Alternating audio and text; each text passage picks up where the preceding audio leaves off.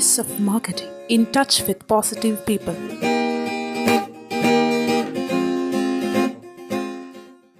Retail സ്റ്റാഫുകളുടെ കൃത്യമായ പ്രോഡക്റ്റിനെ കുറിച്ചുള്ള അറിവില്ലായ്മ അല്ലെങ്കിൽ അത് ഉപയോഗിക്കേണ്ട രീതികളെ കുറിച്ചിട്ടുള്ള അറിവില്ലായ്മ കൊണ്ട് ഉണ്ടാകും പ്രശ്നങ്ങൾ. എന്തെല്ലാം പ്രശ്നങ്ങളായിരിക്കും ഒരു എൻ യൂസർക്ക് കൊടുത്തുവിടുമ്പോൾ ഉണ്ടാകുന്ന പ്രശ്നങ്ങൾ?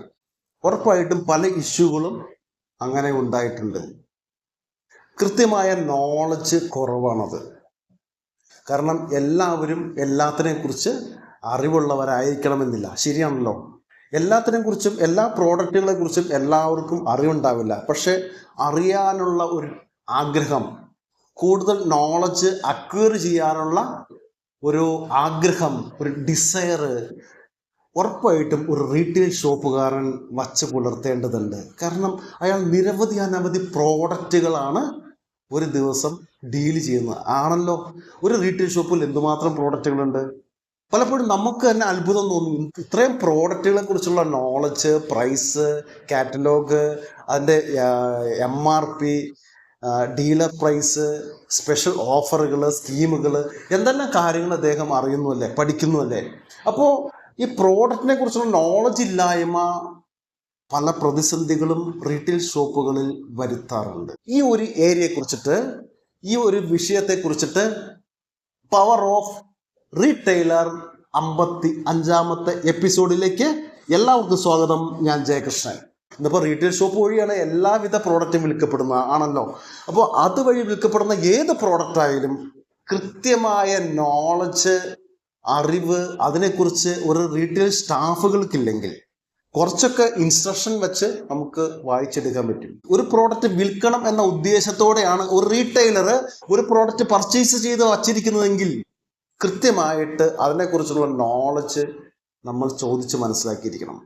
ചിലപ്പോൾ കമ്പനിയോ അതിൻ്റെ ഡിസ്ട്രിബ്യൂട്ടറോ തരാൻ തയ്യാറായില്ലെങ്കിൽ പോലും ഈ പ്രോഡക്റ്റ് ഞാൻ വിൽക്കണമെങ്കിൽ എൻ്റെ സ്റ്റാഫുകൾക്ക് ഇതിനെക്കുറിച്ചുള്ള ട്രെയിനിങ് കൃത്യമായിട്ട് കൊടുക്കണം, ഇതിനെക്കുറിച്ചുള്ള നോളജ് കൃത്യമായിട്ട് കൊടുക്കണം, ഇതിനെക്കുറിച്ചുള്ള പരിശീലനം അവർക്ക് കൊടുത്താൽ മാത്രമാണ് ഇത് വിൽക്കാൻ ഞങ്ങൾക്ക് സാധിക്കുകയുള്ളൂ. അത് വളരെ തൻ്റെടത്തോടു കൂടി ഒരു റീറ്റെയിൽ ഷോപ്പിൻ്റെ ഓണർക്ക് സംസാരിക്കാൻ പറ്റണം. ആരോട്? ആ ഡിസ്ട്രിബ്യൂട്ടറോട്, അല്ലെങ്കിൽ ആ കമ്പനി അതോറിറ്റിയോട്. കാരണം ഏതെങ്കിലും കുറേ പ്രോഡക്റ്റ് അങ്ങനെ തള്ളിയിട്ടിട്ട് പോയിട്ട് ഇത് വിറ്റോ എന്ന് പറയുന്ന കമ്പനിക്കാർ ധാരാളം ഉണ്ടാകാം. അങ്ങനെയുള്ള ഡിസ്ട്രിബ്യൂട്ടർമാരും ധാരാളമുള്ള നാടാണ്. ഈ റീറ്റെയിൽ ഷോപ്പിൽ വന്ന് ഇരുന്ന് ആ പ്രോഡക്റ്റ് എടുത്ത് വച്ച് അതിൻ്റെ പെർഫോമൻസ്, അതിൻ്റെ ഗ്യാരണ്ടി, അതിൻ്റെ ക്വാളിറ്റി കൃത്യമായിട്ട് റീറ്റെയിൽ ഷോപ്പിൻ്റെ ഓണറെയും സ്റ്റാഫുകളെയും പഠിപ്പിച്ചിരിക്കണം.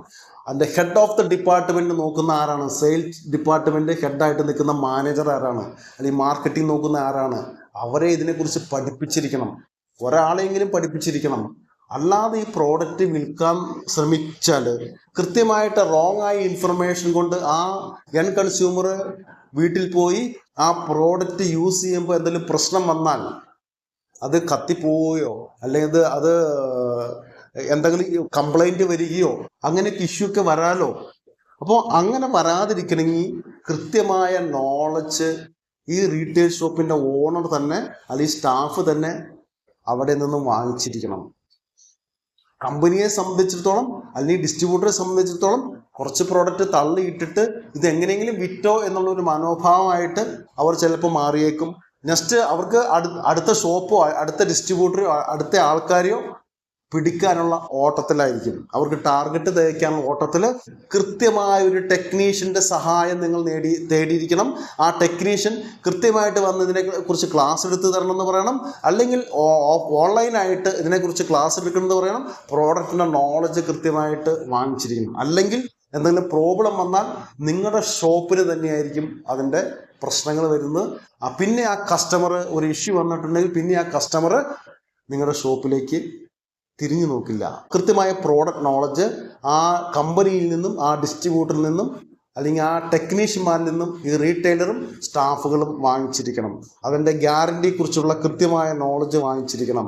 അതിൻ്റെ പെർഫോമൻസിനെ കുറിച്ചിട്ട് ഏതൊക്കെ ടൈപ്പിലുള്ള കസ്റ്റമറിനാണ് കൊടുക്കാൻ പറ്റുന്നത്, അവിടെ ഉപയോഗിക്കുന്ന ഇലക്ട്രിക്കൽ പവറിൻ്റെ കപ്പാസിറ്റി, അതിൻ്റെ പ്രൈസ്, അതിൻ്റെ സ്പെഷ്യൽ സ്കീമുകൾ, ഇതിനെക്കുറിച്ചൊക്കെയുള്ള നോളജ് സഡനായിട്ട് പറയാൻ പറ്റണം ഈ റീറ്റെയിൽ ഷോപ്പിൽ നിൽക്കുന്ന സ്റ്റാഫുകൾക്ക്. കസ്റ്റമർ ചോദിക്കുമ്പോൾ അവരത്രമാത്രം വെൽ സ്റ്റഡി ആയിട്ടാണ് ഇതിനെക്കുറിച്ച് പഠിച്ചിട്ട് വരുന്നത് എന്ന റിയാലിറ്റിയിലേക്ക് ഒരു റീറ്റെയിൽ ഷോപ്പിൻ്റെ ഓണറും സ്റ്റാഫും വളരേണ്ടതുണ്ട്.